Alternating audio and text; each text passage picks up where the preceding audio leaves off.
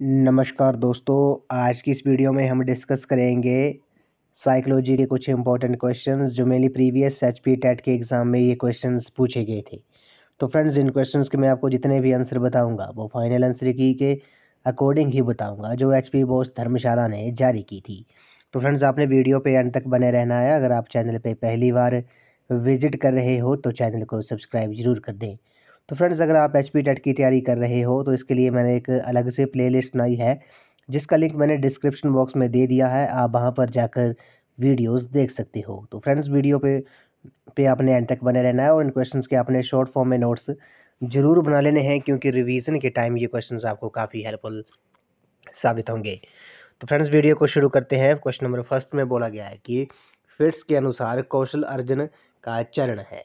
According to Fitts the phase of skill learning includes. काफ़ी important question है। तो fits के अनुसार कौशल अर्जन का चरण जो है वो कौन सा है? क्वेश्चन नंबर फर्स्ट का जो राइट आंसर है वो आपका ऑप्शन नंबर डी है। उपरोक्त सभी जो है कोग्निटिव हो गया, ऑटोनोमस होगा, एसोसिएटिव जो है, ये तीनों जो हैं वो फिट्स के अनुसार कौशल अर्जन का चरण है।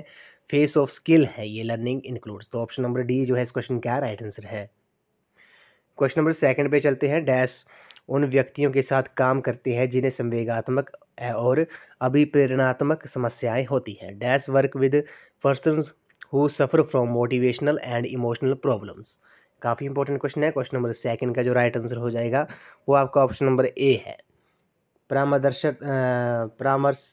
परामर्शदाता मनोवैज्ञानिक जो है, काउंसलिंग साइकोलॉजिस्ट जो है इस क्वेश्चन का राइट आंसर है। परामर्शदाता मनोवैज्ञानिक उन व्यक्तियों के साथ काम करते हैं जिन्हें संवेगात्मक और अभिप्रेरणात्मक समस्याएं होती हैं। तो ऑप्शन नंबर ए इस क्वेश्चन का राइट आंसर है। क्वेश्चन नंबर थर्ड पे चलते हैं। क्वेश्चन नंबर थर्ड में बोला गया कि सृजनात्मक क्षमता को डैश द्वारा सुधारा जा सकता है। The creative potential can be improved by. तो सृजनात्मक क्षमता को किसके द्वारा सुधारा जा सकता है? क्वेश्चन नंबर थर्ड का जो राइट आंसर है वो आपका ऑप्शन नंबर ए है। सही प्रशिक्षण द्वारा, प्रॉपर ट्रेनिंग द्वारा सृजनात्मक क्षमता को सुधारा जा सकता है। ऑप्शन नंबर ए इस क्वेश्चन का राइट आंसर है। क्वेश्चन नंबर एक चार पे चलते हैं। व्यवहारवाद के संस्थापक कौन थे? Who was the founder of behaviourism. तो व्यवहारवाद के संस्थापक कौन थे? क्वेश्चन नंबर चार का जो राइट आंसर है वो आपका ऑप्शन नंबर डी है। वाटसन जो है इस क्वेश्चन का राइट आंसर है, वो फाउंडर थे बिहेवियरिज्म के। तो ऑप्शन नंबर डी जो है इस क्वेश्चन का राइट आंसर है। क्वेश्चन नंबर पाँच पे चलते हैं। क्वेश्चन नंबर पाँच में बोला गया कि कोहलर व कोफ्का के अनुसार सीखना डैश के द्वारा होता है। Kohler and Koffka believed learning to be a function of. तो कोहलर और कोफ्का के अनुसार सीखना जो है किसके द्वारा होता है? क्वेश्चन नंबर फाइव का जो राइट आंसर है वो आपका ऑप्शन नंबर सी है। अंतर्दृष्टि द्वारा होता है, इनसाइट द्वारा होता है। ऑप्शन सी इस क्वेश्चन का राइट आंसर है। क्वेश्चन नंबर सिक्स पे चलते हैं। क्वेश्चन नंबर सिक्स में बोला गया कि जब कोई विद्यार्थी शिक्षक द्वारा डांट फटकार के बाद घर वापस आकर अपने भाई बहनों के साथ किसी भी बहाने से लड़ाई शुरू कर देता है, उसे डैश कहेंगे। तो उसे क्या कहते हैं? When a student come back home after having scolded by his teacher starts quarrelling with his siblings on pretext this is called. तो उसे क्या कहते हैं? क्वेश्चन नंबर सिक्स का जो राइट आंसर है वो आपका ऑप्शन नंबर ए है। उसे विस्थापन कहते हैं, डिस्प्लेसमेंट कहते हैं। जब कोई विद्यार्थी शिक्षक द्वारा डांट फटकार के बाद घर वापस आकर अपने भाई बहनों के साथ किसी भी बहाने से लड़ाई शुरू कर देता है, उसे विस्थापन कहते हैं, उसे डिस्प्लेसमेंट कहते हैं। क्वेश्चन नंबर सात पे चलते हैं। मनोविज्ञान की वे शाखा जो सामाजिक स्थिति में व्यवहार का अध्ययन करती है वे क्या है? मनोविज्ञान की वे शाखा जो सामाजिक स्थिति में व्यवहार का अध्ययन करती है, the branch of psychology which studies behaviour in social situation is called. तो उसे क्या कहते हैं? क्वेश्चन नंबर सेवन का जो राइट आंसर है वो आपका ऑप्शन नंबर बी है। उसे सामाजिक मनोविज्ञान कहते हैं, सोशल साइकोलॉजी कहते हैं। ऑप्शन बी इस क्वेश्चन का राइट आंसर है। क्वेश्चन नंबर आठ पे चलते हैं। अभिवृत्ति एक प्रसिद्ध शब्द है जो कि डैश से संबंधित है। Attitude is a popular term which is related. तो एटीट्यूड एक टर्म है, पॉपुलर टर्म है, वो किससे संबंधित है? क्वेश्चन नंबर एट का जो राइट आंसर है वो आपका ऑप्शन नंबर बी है। ये लर्निंग से संबंधित है, अधिगम से संबंधित है। ऑप्शन ए बी इस क्वेश्चन का राइट आंसर है। क्वेश्चन नंबर नौ पे चलते हैं। विकास परिवर्तन का एक ऐसा प्रतिरूप है जो डैश से प्रारंभ होकर जीवन पर्यंत गतिशील रहता है। Development is the pattern of change that begins at dash and continues throughout the life. तो क्वेश्चन नंबर नाइन का जो राइट आंसर है वो आपका ऑप्शन नंबर ए है। गर्भाधान जो है इस क्वेश्चन का राइट आंसर है। कंसेप्शन जो है इस क्वेश्चन का राइट आंसर है। विकास परिवर्तन का एक ऐसा प्रतिरूप है जो गर्भाधान से प्रारंभ होकर जीवन पर्यंत गतिशील रहता है। क्वेश्चन नंबर 10 पे चलते हैं। एक ही परीक्षण पर दो भिन्न अवसरों पर किसी व्यक्ति द्वारा प्राप्त लंबदाकों की संगति डैश परीक्षण की कहलाती है। काफ़ी इंपॉर्टेंट क्वेश्चन है। Dash of the test refers to the consistency of scores obtained by an individual on the same test on two different occasion. तो उसे क्या कहते हैं? क्वेश्चन नंबर 10 का जो राइट आंसर है वो आपका ऑप्शन नंबर ए है। उसे विश्वसनीयता कहते हैं, रिलायबिलिटी कहते हैं। क्वेश्चन नंबर 11 पे चलते हैं। पैवलोव द्वारा प्राचीन अनुबंधन के प्रयोग में भोजन एक प्रकार का डैश है। In Pavlov classical conditioning experiment food is, तो फूड क्या है? क्वेश्चन नंबर 11 का जो राइट आंसर है वो आपका ऑप्शन नंबर बी है। अनुबंधित उद्दीपक है, अनकंडीशनड स्टिमुलस है। ऑप्शन बी इस क्वेश्चन का राइट आंसर है। क्वेश्चन नंबर 12 पे चलते हैं। मैस्लो द्वारा दिए गए आवश्यकताओं के अनुक्रम में सबसे नीचे में कौन सी आवश्यकता आती है? In Maslow model of hierarchy of needs which need is at the bottom of it. तो क्वेश्चन नंबर 12 का जो राइट आंसर होगा वो आपका ऑप्शन नंबर सी हो जाएगा। शरीर क्रियात्मक जो है, साइकोलॉजिकल जो है, इस क्वेश्चन का राइट आंसर है। क्वेश्चन नंबर 13 पे चलते हैं। कुंठा का मुख्य स्रोत डैश है। Major source of frustration is. तो इस क्वेश्चन का जो राइट आंसर है क्वेश्चन नंबर 13 का ऑप्शन डी इस क्वेश्चन का राइट आंसर हो जाएगा। वातावरणीय कारक, व्यक्तिगत कारक और द्वंद्व जो है, ये तीनों जो है वो मेजर सोर्स है किसके? फ्रस्ट्रेशन के, कुंठा के। ऑप्शन नंबर डी इस क्वेश्चन का राइट आंसर है।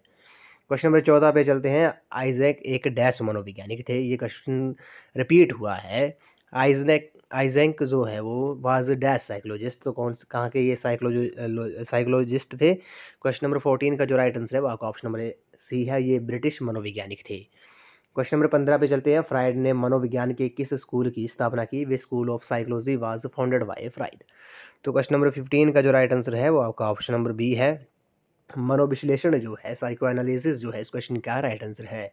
क्वेश्चन नंबर 16 पे चलते हैं। बाह्य परिवर्तनों के बावजूद स्थितियों तथा वस्तुओं में कुछ गुणों में स्थायित्व और अपरिवर्तनीयता का विश्वास डैश कहलाता है। Belief in the permanence of certain attributes of objects और situation in spite of superficial change is called. तो उसे क्या कहते हैं? क्वेश्चन नंबर 16 का जो राइट आंसर है वो आपका ऑप्शन नंबर सी है। उसे संरक्षण कहते हैं, कंजर्वेशन कहते हैं। नेक्स्ट क्वेश्चन है। होवार्ड गार्डनर के बुद्धि सिद्धांत को जाना जाता है। Howard Gardner theory of intelligence is known as. तो उसे क्या कहते हैं? काफ़ी इंपॉर्टेंट क्वेश्चन है। उसे थ्योरी ऑफ मल्टीपल इंटेलिजेंस कहते हैं, बहुबुद्धि सिद्धांत कहते हैं। ऑप्शन बी जो है इस क्वेश्चन का राइट आंसर है। क्वेश्चन नंबर 18 पे चलते हैं। कूट संकेतन डैश की एक प्रक्रिया है। Encoding is the process of. तो ये कूट संकेतन जो है, इनकोडिंग जो है, वो कौन सी प्रोसेस है? क्वेश्चन नंबर 18 का जो राइट आंसर है वो आपका ऑप्शन नंबर सी है। ये स्मृति जो है, ये ये मेमोरी की एक प्रोसेस है। कूट संकेतन जो है वो स्मृति की एक प्रक्रिया है। क्वेश्चन नंबर 19 पे चलते हैं। स्वयं में सिमट जाना एक विकासात्मक व्यधि है जिसे डैश कहते हैं। Withdrawal into oneself is a developmental disorder which is known as. तो उसे क्या कहते हैं? क्वेश्चन नंबर 19 का जो राइट आंसर है वो आपका ऑप्शन नंबर बी है। स्वलीनता कहते हैं, ऑटिज्म कहते हैं। क्वेश्चन नंबर 20 पे चलते हैं। डैश की समानता पसंद का एक महत्वपूर्ण निर्धारक है। Dash similarity is an important determinant of liking. तो क्वेश्चन नंबर 20 का जो राइट आंसर है वो आपका ऑप्शन नंबर बी है। अभिवृत्ति जो है, एटीट्यूड जो है, इस क्वेश्चन का राइट आंसर है। अभिवृत्ति यानी कि एटीट्यूड की जो समानता पसंद का एक महत्वपूर्ण निर्धारक है। क्वेश्चन नंबर 21 पे चलते हैं। प्याजे द्वारा दी गई अवस्थाओं में शैशवावस्था डैश है। प्याजे स्टेज ऑफ इन्फेंसी इज। तो क्वेश्चन नंबर 21 का जो राइट आंसर है वो आपका ऑप्शन नंबर सी है। संवेदी पेशिया है, सेंसरी मोटर है। प्याजे द्वारा दी गई अवस्थाओं में शैशवावस्था जो है वो आपकी संवेदी पेशिया है, यानी कि सेंसरी मोटर है। प्याजे stage of infancy is sensory motor. Question number 22 पे चलते हैं। एक 13 वर्ष का युवा कोई भी नियम तोड़ने वाला व्यवहार करता है तो उसे डैश कहेंगे। काफ़ी इंपॉर्टेंट क्वेश्चन है। A 13 year old youth does a law breaking behaviour he will be considered as. तो क्वेश्चन नंबर 22 का जो राइट आंसर है वो आपका ऑप्शन नंबर बी है। उसे बाल अपराध कहेंगे। क्या कहेंगे? एक 13 वर्ष का युवा कोई नियम तोड़ता है, तो नियम तोड़ने वाले व्यवहार करता है तो उसे बाल अपराध कहेंगे। ऑप्शन नंबर बी इस क्वेश्चन का राइट आंसर है। क्वेश्चन नंबर 23 पे चलते हैं। परिणाम का ज्ञान डैश के अनुरूप होता है। Knowledge of result is the same as. तो परिणाम का जो ज्ञान है वो डैश के अनुरूप होता है। क्वेश्चन नंबर 23 का जो राइट आंसर है वो आपका ऑप्शन नंबर बी है। पुनर्वलन जो है, रीइंफोर्समेंट जो है, इस क्वेश्चन का राइट आंसर है। नेक्स्ट क्वेश्चन है। क्रमबद्ध निरीक्षण विधि डैश के समान है। Systematic observation method is similar to. तो क्रमबद्ध निरीक्षण विधि जो है वो डैश के समान है। क्वेश्चन नंबर 24 का जो राइट आंसर है वो आपका ऑप्शन नंबर सी है, प्रयोगात्मक विधि है, एक्सपेरिमेंटल मेथड जो है इस क्वेश्चन का राइट आंसर है। क्वेश्चन नंबर 25 पे चलते हैं। सामाजिक अधिगम सिद्धांत के अनुसार व्यक्ति का व्यवहार जो है वो डैश के द्वारा निर्धारित होता है। According to social learning theory man behaviour is determined by his. तो इसे व्यवहार के द्वारा व्यक्ति का व्यवहार है जो किसके द्वारा निर्धारित होता है, ये आपने बताना है। क्वेश्चन नंबर 25 का जो राइट आंसर है वो आपका ऑप्शन नंबर डी है। गोल्स जो है, लक्ष्य जो है, सामाजिक अधिगम सिद्धांत के अनुसार व्यक्ति का व्यवहार जो है वो लक्ष्य के द्वारा निर्धारित होता है।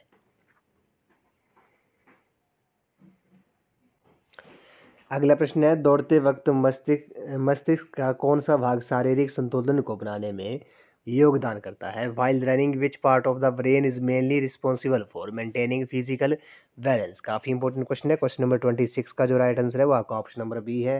अनुमस्तिष्क जो है, सेरिबेलम जो है इस क्वेश्चन का राइट आंसर है। दौड़ते समय मस्तिष्क का अनुमस्तिष्क यानी कि सेरिबेलम भाग जो है वो शारीरिक संतुलन को बनाने में योगदान करता है। क्वेश्चन नंबर 27 पे चलते हैं।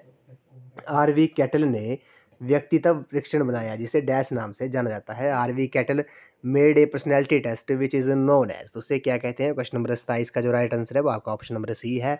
उसे 16 PF कहते हैं। 16 PF इस क्वेश्चन का राइट आंसर है। आरवी कैटल ने व्यक्तित्व परीक्षण बनाया था जिसे 16 PF के नाम से जाना जाता है। क्वेश्चन नंबर 28 पे चलते हैं। क्रिया प्रस्तुत अनुबंधन जो है डैश से संबंधित है। Operant conditioning is associated with. तो ये किससे संबंधित है। क्वेश्चन नंबर 28 का जो राइट आंसर है वो आपका ऑप्शन नंबर बी है। स्किनर से ये संबंधित है। क्रिया प्रसूत जो है अनुबंधन जो है वो स्किनर से संबंधित है। Operate conditioning is associated with BF Skinner. Question number 29 पे चलते हैं। सृजनात्मक लोग डैश ढंग से सोचते हैं। Creative people tend to think in a dash manner. तो वो सृजनात्मक लोग जो होते हैं वो किस प्रकार से सोचते हैं। क्वेश्चन नंबर 29 का जो राइट आंसर है वो आपका ऑप्शन नंबर बी है। अपसारी जो है, डाइवर्जेंट जो है इस क्वेश्चन का राइट आंसर है। सृजनात्मक लोग जो हैं वो अपसारी ढंग से सोचते हैं। Creative people tend to think in a divergent manner. Option number B इस क्वेश्चन का राइट आंसर है। इस वीडियो का लास्ट क्वेश्चन है। इसमें बोला गया कि इनमें से कौन सा संवेदी माध्यम है। Which among the following is the sensory channel. काफ़ी इंपॉर्टेंट क्वेश्चन है। संवेदी माध्यम बताना है आपने। तो क्वेश्चन नंबर 30 का जो राइट आंसर है वो आपका ऑप्शन नंबर डी है। उपरोक्त सभी जो हैं, दृष्टि हो गया, श्रवण हो गया और स्पर्श जो हो गया, विजन, हियरिंग एंड टच जो है, ये तीनों जो हैं वो सेंसरी चैनल है। तो ऑप्शन नंबर डी इस क्वेश्चन का राइट आंसर है। तो फ्रेंड्स आज की वीडियो में बस इतना ही। आज हमने साइकोलॉजी के कुछ इंपॉर्टेंट क्वेश्चन डिस्कस किए जो प्रीवियस एचपी टेट के एग्जाम में ये क्वेश्चंस पूछे गए थे। तो इन क्वेश्चंस के मैंने आपको जितने भी आंसर बताए वो फाइनल आंसर की के अकॉर्डिंग ही बताए जो एचपी बॉस धर्मशाला ने जारी की थी। तो फ्रेंड्स आपने इन क्वेश्चंस के शॉर्ट फॉर्म में नोट्स जरूर बना लेने हैं क्योंकि रिवीजन के टाइम ये क्वेश्चंस आपको काफ़ी हेल्पफुल साबित होंगे। तो फ्रेंड्स अगर आप एचपी टेट की तैयारी कर रहे हो तो इसके लिए मैंने एक अलग से प्लेलिस्ट बनाई है जिसका लिंक मैंने डिस्क्रिप्शन बॉक्स में दे दिया है। आप वहाँ पर जाकर वीडियोज़ देख सकते हो एचपी टेट के रिगार्डिंग। तो आज की इस वीडियो में बस इतना ही फ्रेंड्स। आई होप आपको वीडियो पसंद आई होगी। तो वीडियो को लाइक शेयर एंड कमेंट जरूर कर दें।